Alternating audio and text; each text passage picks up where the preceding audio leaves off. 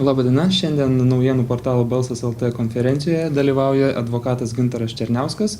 Mūsų skaitytojams suteikėm galimybę užduoti klausimus apie įvykius Garliavoje ir pačią pedofilijos bylą.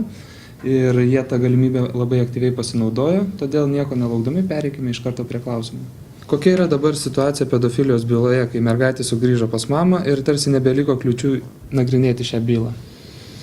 Aš manau, kad pedofilijos byla bus nagrinėjama pagal planą, taip kaip yra teismas nustatęs teismo posėdžio datas ir susiplanavęs bylos nagrinėjimo eigą.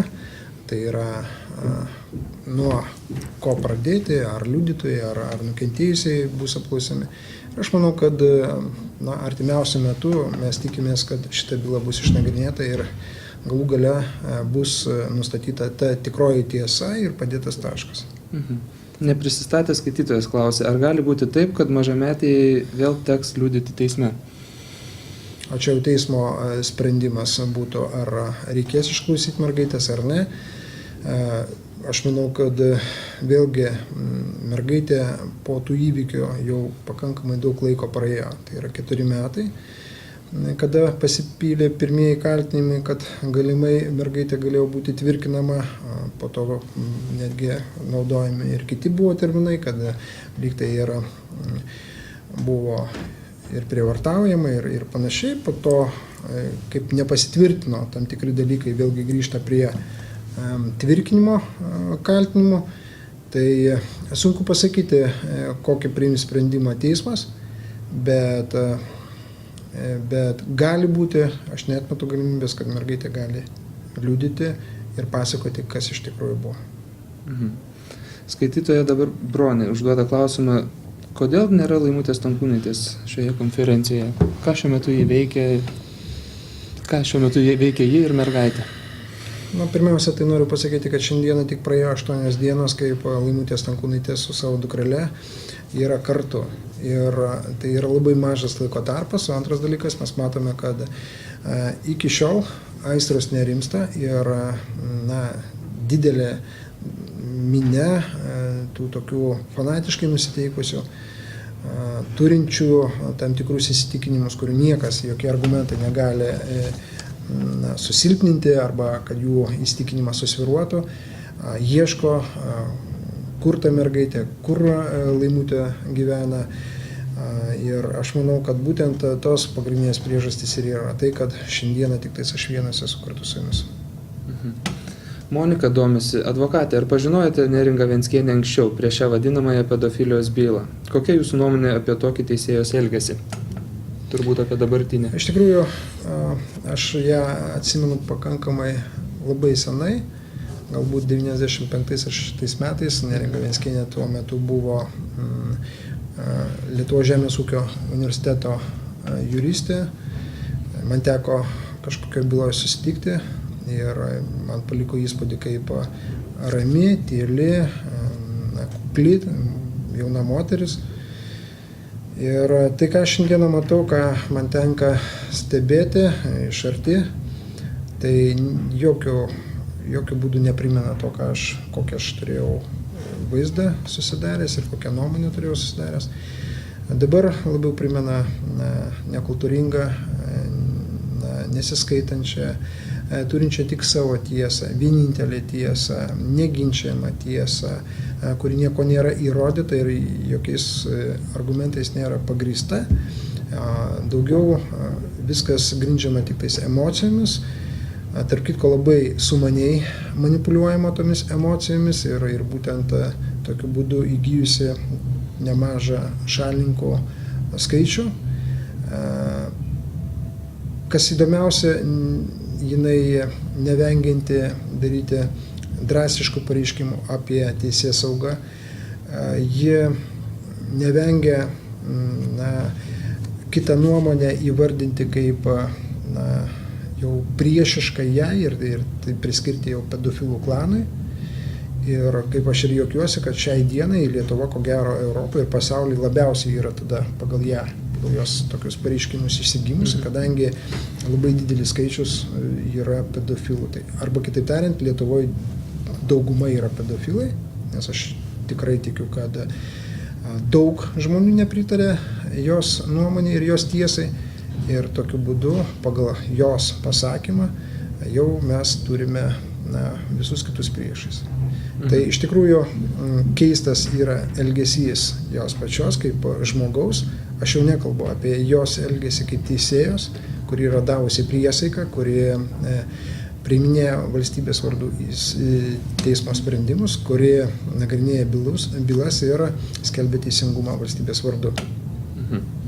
Neprisistatęs skaitytojas klausia, kaip šiuo metu jaučiasi Laimutė Stankūnaitė ir jos dukra? Kada bendravote su ja paskutinį kartą ir ką galėtumėte apie tai pasakyti? Aš visą eilę kartų jau bendravau per tas 8 dienas, tiesiog nelabai dabar norėčiau ir įvardinti, kada konkrečiai paskutinį kartą mačiau, nes po to, ko gero, visą tą minę sekios paskui mane, tikėdamasi galbūt tokiu būdu išsiaiškinti, kur yra mergaitė. Taigi galiu užtvirtinti, kad mergaitė jaučiasi gerai, mama irgi gerai jaučiasi, ryšys tarp vaiko ir mamos yra puikus.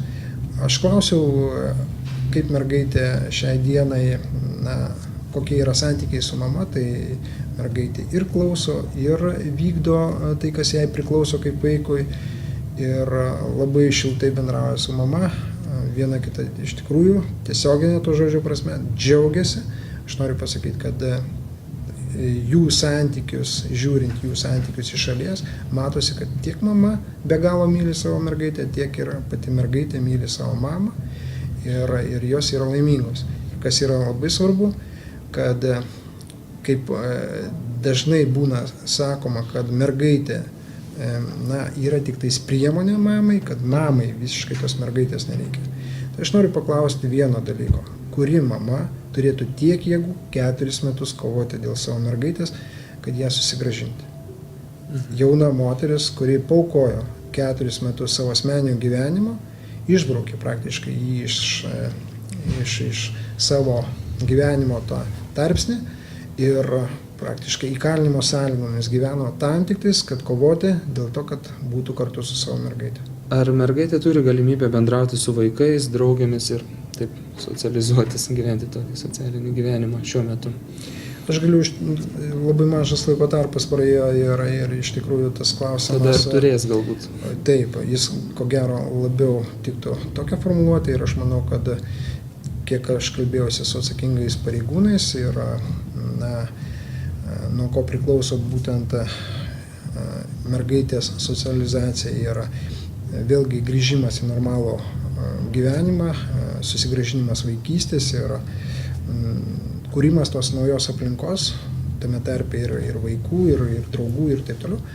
Tai viskas prieš akį ir tam yra dabar visą eilę klausimų sprendžiama, kad mergaitė turėtų normalų gyvenimą. Tas bus padaryta ir valstybė mūsų šiuo atveju iš tikrųjų yra tam pasirengusi, jinai jau turi tokią galimybę, jinai turi patirties ir tas bus padaryta. Skaitytojas Tomas užduoda klausimą, kodėl mergaitę paėmė Laimutė Stankūnaitė, o ne vaiko teisių apsaugos darbuotoja. Čia turi omeny balandžio 17. Pirmiausia, tai noriu pasakyti, kad perdavimas jis nėra apibrėžtas įstatyme, ar turi pakelti vaiko teisių apsaugos specialistė ir fiziškai perduoti mamai kaip daiktą. Įstatyme kalbama daugiau apie pačią procedūrą, kad patį veiksmą, kad yra perduodama, tai kitaip tariant, teisinis veiksmas yra užtvirtinamas, kad vaiko teisių apsaugos specialistė dalyvaudama vaiko perdavime, tokiu atveju, sako, kad šiuo atveju jau dabar aš kaip specialistė matau, kad galima vaiką perduoti, tą padarau, perduodu vaiką, mama jau ima. Fizinis kontaktas, jis nebūtinas yra, nors šiuo atveju tai galiu užtvirtinti, kad tas ir fizinis kontaktas buvo, kadangi Neringa Venckienė priešinosi jėga vaiko perdavimui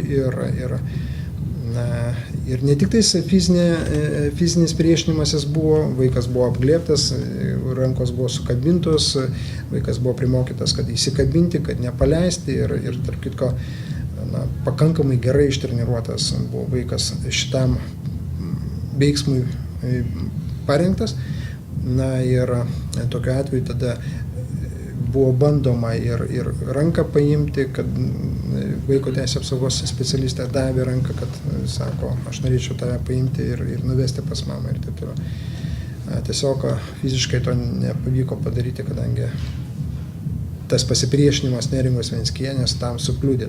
Todėl beliko tik tais vaiką paimti ir visi tie kaltinimai, kad kodėl buvo išnešta mergaitė ir taip toliau, tai pirmiausia, iš tos nenormalios aplinkos vaikas kuo skubiau turėjo būti pašalintas, kadangi ten buvo triukšmas, kadangi buvo didžiulė įtampa, buvo šaukiama, rėkiama, spardomasi, galų gale netgi iki to, kad prieita, jog buvo ir pareigūnas jau pradėtas mušti pačios Neringos Venckienės. Na tai aš tada norėčiau tų gudručių visų, kurie sako, kad vaikas turėjo pats išeiti iš namų, paklausti, ar mes tokioje aplinkoje vaiką turime sakyti, dabar apsimauk batukus, dabar duok rankytę, mes dabar ramiai išeisime ir tenais minia paplos. Minia šaukė, minia irgi lauke taip pat buvo agresyviai nusiteikusi, priešiškai tam veiksmui ir jinai lygiai taip pat gąsdino vaiką lauke kaip ir namuose, Neringa Venckienė. Ir todėl buvo tikslas, kad kuo greičiau iš tos visos aplinkos pašalinti mergaitę, išvežti. Kaip manote, ar gegužės 17-ąją buvo naudojama prievarta? Apskritai, kur tuo metu buvo ta prievarta? Aš noriu pasakyti, kad mes sureikšminame tą išsireiškimą prievartą, kad negali būti naudojama prievarta prieš vaiką. Tai pirmiausia, mes turėtume suskirstyti, kas tai yra prievarta ir kada jinai buvo naudojama prieš vaiką. Tai pirmas momentas. Psichologinė prievarta buvo naudojama visą tą laiką, kada mergaitė gyveno. Netgi tada, kada kedys ją jau pasėmė, drąsios kedys, tai psichologinė prievarta buvo naudojama, kada jinai buvo verčiama kartoti tam tikrus veiksmus, kuriuos kedys pats kaip įrodymą, baudžiamojoj byloj kaip įrodymą fiksavo pats ir filmavo, verčiant ją kalbėti pačius bjauriausius dalykus ir dar rodyti. Po to visas tas vaizdas išplatintas internetiniai erdvėj, leidžiant bet kam susipažinti su ta medžiaga ir net vaiko veidas nepridengtas ir taip toliau. Kalbant, kas buvo su vaiku tariamai padaryta, taigi irgi yra prievarta ir aš manau, kad būtent šita prievarta, psichologinė prievarta vaikui didžiulę traumą paliks. Nežinau, kiek psichologai bus pajėgus visą tai išaiškinti mergaitį ir kad jinai galėtų suprasti ir po to užaugusi normaliai gyventi ir iš to etapo jinai neturėtų kažkokių tai sopulių. Toliau sekantis momentas, prievarta buvo naudojama tada, kada tiek kovo 23 dieną, kada buvo bandoma įvykdyti teismo sprendimą ir kada buvo mergaitė užgriūta senelių ir prispausta prie žemės ir taip toliau, tai be jokios abejonės fizinė prievarta buvo naudojama, nekalbant apie tai, kad psichologinė prievarta irgi turi visus požymius tada, kada šaukiama, rėkiama, priešinamasi teismo sprendimo įvykdymui ir panašiai. Dar, tarp kitko, norėčiau paminėti, kad didžiulė psichologinė prievarta buvo naudojama prieš mergaitę, kada jinai buvo nuteikinėjama, visą tą laiką buvo nuteikinėjama prieš savo patį artimiausią, patį brangiausią žmogų, tai yra mamą. Aš noriu pasakyti visiems Lietuvos žmonėms, kad nei vienas vaikas negali pasakyti, jog yra jam kažkas tai artimesnis už mamą. Ne teta, ne močiutė, ne auklė ar kažkokia mokytoja yra brangesnė už mamą. Už mamą nieko nėra brangiau. Ir šiuo atveju tie žmonės, kurie kalbėjo apie mamą pačius bjauriausius dalykus, neturėdami tam teisinio pagrindo, neturėdami tam įrodymų ir elgdamiesi tokiu būdu, tai tik tais sukėlė didžiulės kančias mergaitei ir mergaitė tokiu būdu psichologiškai buvo žalojama. Na ir jau nekalbant apie tą psichologinį ir fizinę prievartą, būtent gegužės 17 dieną, kada mergaitė buvo pakelta 6 val. Ryto, tuo tarpu, kai jinai keldavosi 9-10 val., tai jinai buvo pakelta, pastatyta prie lango ir verčiama žiūrėti, kaip ruošiamasi vykdyti teismo sprendimą, kaip šalinamas yra pirmiausia kieme kliūtis, kaip nepaklusnus ir besipriešintis žmonės, kurie policijos pareigūnų reikalavimų teisėtai nevykdė, antstolis reikalavimų teisėtai nevykdė, buvo išvedami iš kiemo, jie priešinosi, buvo stumdomasi ir tai irgi prilyginama psichologiniai prievartai. Vietoj to, kad Neringa Venckienė, kaip laikinoji globėja, būtų pasakiusi, išėjusi ir pasakiusi, kad minė, aš nebeturiu kito pasirinkimo ir aš noriu perduoti vaiką taip, kaip priklauso pagal teismo sprendimą, tam, kad nežaloti mergaitės, jos netraumuoti ir atsižvelgiant į jos gerovę, tai tas nebuvo padaryta.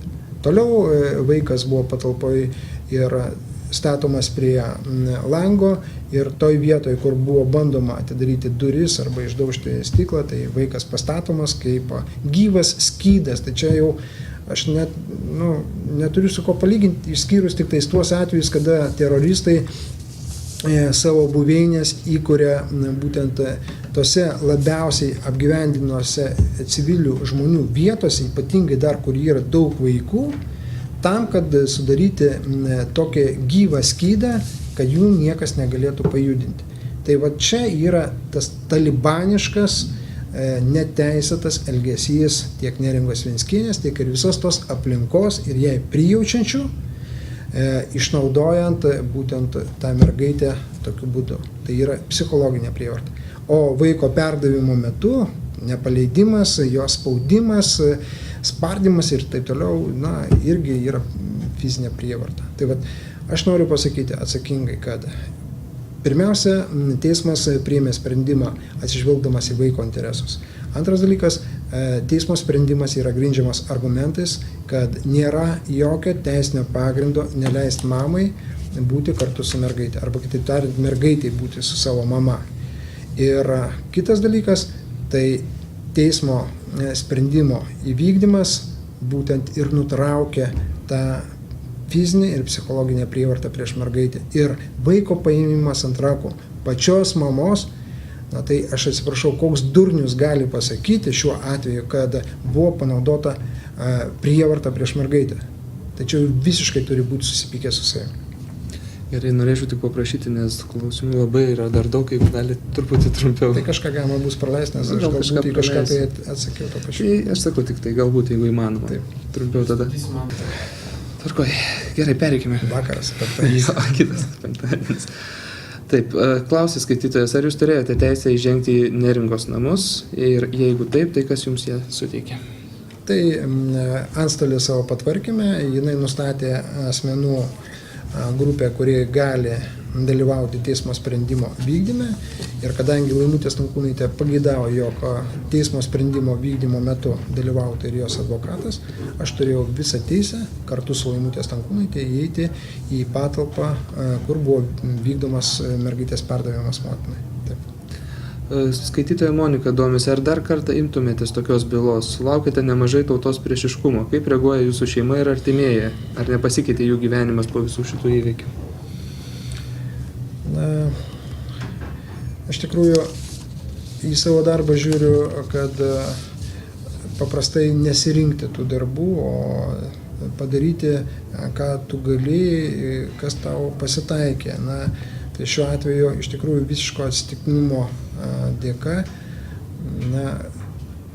Laimutė Stankūnaitė tapo mano klientė. Ir noriu pasakyti, kad visos tos spekulacijos, kad kažkoks klanas rūpinasi, kažkokia tai grupė žmonių suinteresuota ir taip toliau, tai nieko panašaus nėra. Ir kitas dalykas, ėmiausi tos bylos pirmiausia susipažinęs su jos turiniu ir tada, kada iš tikrųjų žinai, jog neturi dėl ko raudonuoti, atlikdamas darbą ir užimdamas tokią poziciją, kad mama turi būti kartu su dukra, o dukra su mama, tai iš tikrųjų tas padarytas darbas teikia didžiulį malonumą, kadangi iš tikrųjų atstatėjai teisinę tokią pusiausvyrą, kuri turėjo būti labai senai padaryti, arba tos problemos iš viso neturėjo būti. O ar kitą kartą imčiausi tokios bylos? Advokatas paprastai nesirenka bylų. Jeigu tu pradėsi rinktis, tai vieną dieną sėdėsi be darbo. O iš kitos pusės, jeigu žiūrėti, ar mano šeimos gyvenimas pasikeitė, jis neženkliai pasikeitė. Tikiuosi, kad ir nepasikeis ir viskas grįš į normalias vėžes ir mes šitą bylą pamiršime, mes nustosime nesveikai domėtis kažkieno tai gyvenimais, mes pradėsime domėtis savo gyvenimais ir gyventi juos. Ir aš manau, kad visa tauta vėlgi grįš į 2006 metus ir pradės normaliai gyventi. Skaitytoja Asta klausė, kaip manote, ar visa ši pedofilijos byla gali būti išgalvota, ar iš tikrųjų tai gali būti ir tikra? Aš pirmą, norėčiau pasakyti, kad jeigu, tarkime, kažkam tai atsitinka tokia didžiulė nelaimė, čia kitaip nepavadinsi, tai yra pati skaudžiausia patirtis, kokią tik tais galėtų žmogus išgyventi, jeigu kažkas atsitiktų su jo vaiku panašaus, kaip dabar buvo teigiama, kad su būtent Laimutės dukra atsitiko. Tai ką žmogus pirmiausia daro? Tai pirmiausia, nueina, parašo pareiškimą ir kreipiasi į gydytojus patikrinti mergaitės sveikatą. Ar mergaitė po visų šitų bjaurybių, šlykštynių nebuvo užkrėsta. Ir antras dalykas, kuo greičiau teisiniam priemonėm užfiksuoti galimus įrodymus. Tai noriu pasakyti, kad šiuo atveju nieko panašaus nebuvo padaryta, buvo parašytas pareiškimas, o mergaitė būtent jau po ilgo laiko tik tais papuolė į teisėsaugos institucijų rankas, kad galima būtų tada jau tirti ir taip toliau, ir kad galima būtų aiškintis, kiek pagrįsti šitie yra metami įtarimai. Tai vienas dalykas, kad šiuo atveju per tą laiką, kas įdomiausia, buvo kūriamas tas įrodymas. Buvo bandoma sukurti filmuką, kuris užfiksuotų neva patirtą mergaitės seksualinę prievartą arba priekabiavimą. Tai yra nenormalu ir šita istorija neturėjo jokios perspektyvos, iki kol nebuvo pralietas kraujas, nekaltų žmonių. Tada, kada atsirado kraujas, atsirado norinčių šitą istoriją pasišildyti. Ir tiek politikai, tiek ir tam tikri kiti asmenys, kurie savo manydami, kad gali pasipelnyti iš tos tokios kraupios istorijos dividendų ir naudodamėsi progą pasireikšti visuomeniai, iš tikrųjų padarė didžiulę meškos paslaugą. Ir po to tada jau šitą istoriją įgavo tokį pagreitį, kad buvo stengiamasi tada raminti visuomenę ir pavesta teismui tada nustatyti tiesą. Taip atsidūrė šitą bylą teisme ir tik tais jos išnagrinėjimui sutrukdė visiškai netikėta Andriaus Ūso mirtis. Ir dar kas įdomiausia ir kas krenta į akis, bet kokią, paimkime pedofilijos bylą, pedofilas, jeigu tik tais jisai apsišviečia, jisai bėga kaip nuo ugnies, bet koks gyvas sutvėrimas arba kaip velnias bijo šviesos. Tai šiuo atveju Andrius Ūsas, stengdamasis padėti Laimutei Stankūnaitei susigrąžinti mergaitę ir pasipriešinti, iš tikrųjų įtakingai šeimai, turint tokius teisininkus ir ne vieną, bet šeimą teisininkų, aš manau, kad ir visą laiką šalia būdamas, tai akivaizdžiai rodė, kad jisai tiki savo tiesą ir jis tikėjo, kad jis galės įrodyti, jog jis nieko nėra kaltas ir jis nieko nepadarė. Ir būtent tai yra nestandartinis elgesys. Net ir normalus šiaip žmogus, kuris nieko nėra dėtas, paprastai stengiasi išvengti tokių temų ir kad niekas neeskaluotų tos temos. Tai aš manau, kad pakankamai buvo sąžiningas ir garbingas žmogus, nenorėdamas išduoti Laimutės Stankūnaitės, jeigu apsėmė jai padėti. Ir kaip bebūtų juodinamas, jis šitą pragaro vartus jisai stengiasi praeiti. Gaila, kad taip atsitiko ir jo nebėra. Iš kitos pusės mes pasižiūrėkime, kas vyksta dabar. Tai vėlgi lygiai taip pat aš esu juodinamas, man yra grasinama, pasitelkiama yra žiniasklaida tam tikra, kuri stengiasi vėlgi formuoti visuomeniai tam tikrą nuomonę, neigiamą nuomonę, netgi pasitelkiami Seimo nariai, buvę kažkokie tai patarėjai prezidento gerbiamo Valdo Adamkaus, kad sustiprinti tą tokią įtaigą visuomeniai, kad vat štai irgi yra nesąžiningas advokatas, vadinasi ir ana pusė negali būti sąžininga. Vadinasi, jinai kalta yra. Būtent tokiom emocijom stengiamasi žaisti, spekuliuoti ir eskaluoti tą tokią pseudo istoriją.